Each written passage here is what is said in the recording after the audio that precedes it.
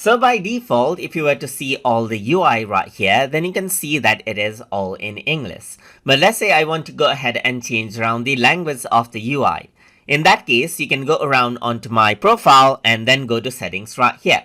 So once you go ahead and do that under the language, you can see that right now there are two languages. So let's say if I were to go ahead and select the other language, then you can see that now DeepSeek language simply changes out. So at the time, you can see that Chinese is available and English is available right here. And you can see that the UI is now in Chinese.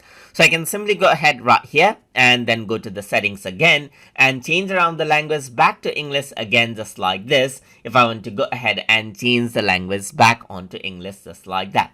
And that is it. That is how you can simply go ahead and change the UI language of DeepSeek as you like.